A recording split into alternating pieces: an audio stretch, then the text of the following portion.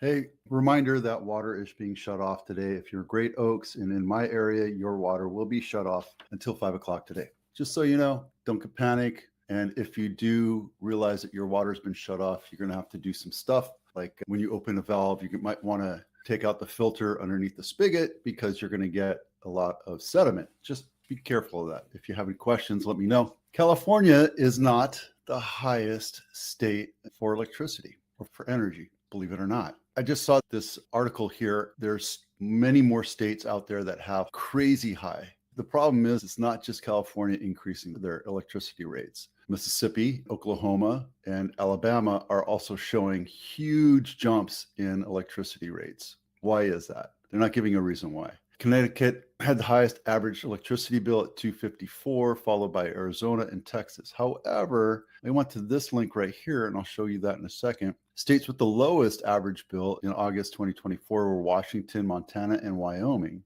That's counterintuitive because Wyoming, top 10 states with the highest total monthly energy bill per wallet hub, Wyoming showed $1,600 to have electricity at your house. North Dakota is $840. That must be for massive amounts of air conditioning. I can't tell you what's going on here. So I'd like to find out what's going on and why. If you know any reason why, please comment in the comments below. Mortgage industry outlook trending up in 2025. Why? Mostly because people are getting used to the fact that we're going to be hovering at 6 to 7%. Once you get used to it, once everybody realizes that 5.5 is really the norm where it should be, people start going into things happen, right? I need to move.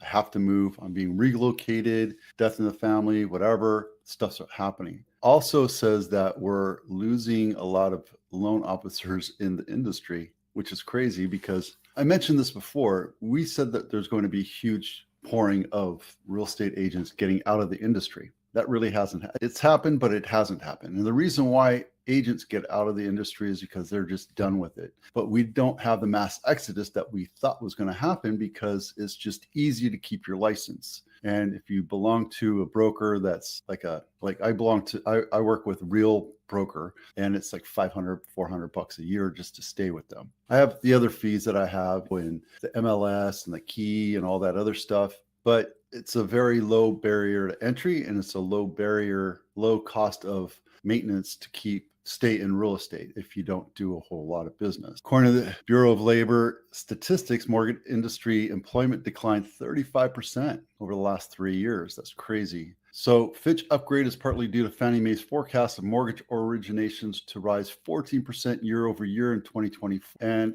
asset quality remains strong. So what's happening is not here so much. We'll talk about REOs, but in California, but in other states, in Texas specifically that I see, I don't know other states, and I haven't really seen the data. I've just seen other video reports. REOs are tending to trend upwards right now. So there's a shadow inventory of potential bank-owned properties in the Midwest states. Something to keep an eye on if you're interested in investing in real estate. Here in the Bay Area, it's not so bad. I'll show you that in a minute. This segment of the episode is brought to you by the Home Inspection Checklist. This thing will give you a great honey-do list to get started on. And by the way, you don't have to do everything. You shouldn't have to do everything. Get a handyman or a contractor. And I have a ton of people that are waiting to work for me. If you're ready to sell your house, let's help you get it ready to sell. This is the Apple House of the Week.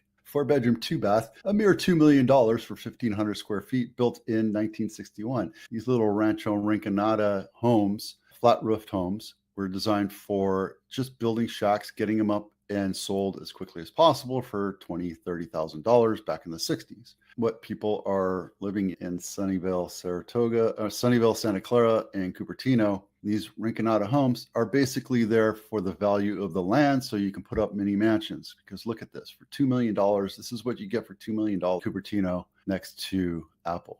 What somebody's going to do is buy this property, tear down this house, and put on a little McMansion and be done with it. 4-bedroom, 2-bath, 1,500 square feet for a mere $2 million.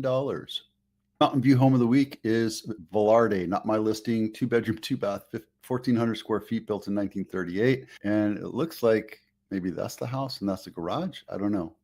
See, that should be the first picture of the house. First picture on the MLS. This is confusing. I don't know what this is. There you go. Detached garage. It's a nice smaller home, 2-bedroom, 2-bath, mere $3 million. The going rate for houses in Mountain View. And the reason why I chose it is because it's walking distance to Castro. It's a nice little cottage. If you want to learn more about it, I have links down in my blog. The blog link is in the comments down below. Wednesday distressed sale, all of California. Of course, we're going to do that. This is actually the bank-owned property of the week, and it is a 1-bedroom, 1-bath, $530,000 condo on 3rd Street. Not my listing. It's 1,000 square feet, and you get 64 pictures. It's downtown San Jose, walking distance to San Jose State, San Jose Museum of Art, etc. You can pop this open without, there you go. Just run through all this. So if you're an apartment dweller and you don't want to deal with the maintenance of yard and a backyard, this is perfect for you. Get all the amenities you want, everything you need. My niece just moved into an apartment in Vegas, Summerlin actually, and it's brand spanking new, less than 6 months old, and it has everything you need. It's pretty awesome. They have a cold brew pouring station. This is pretty nice. This is the same thing. However, this has been on market, how many days? 103 days. And let me show you why. $8 a month for HOA fees. $800 a month. That just goes beyond affordability. That's ridiculous. It's untenable. I would never buy a house like that or a condo like that. There you go. 205 listings total, distressed REOs all over California. Now, that's not all of California. It's just the ones that the MLSs that I have attachment to. So for example, I don't have Yosemite area, Mariposa, Oakhurst. I'm sure there's a ton more. And these are all, I believe, single family listings. So if you go to this back here, you see that there's 37 listings in the Bay Area, of which there's a few here in San Jose. This is a house. The rest of these are condos, and that's an attached single family or residential condominium. I don't know what that means. And Stonegate is another 1-bedroom, but this one's older. It's 1984. And this one is Krabari. We talked about this one earlier. It's a senior living area. It's in the Villages. And let's take a look at the HOAs here, just to let you know. $1,000 a month. Crazy, right? That's what it is. 40 days on market, we're at 134, and 90 days on market is 62. So there are houses for sale that are just sitting there waiting to be bought, like this one right here, which happens to be my listing. The reason why this is on market for so long is because there's two trustees on this title, and they're fighting over, I don't know what. So they have lawyers involved. I have 8 offers. It's gone crazy over listing price. I'm getting calls every day. The only reason why it's not selling is because the sellers aren't talking to each other. Sucks, but it is what it is. So we went through 40 days, 90 days on market.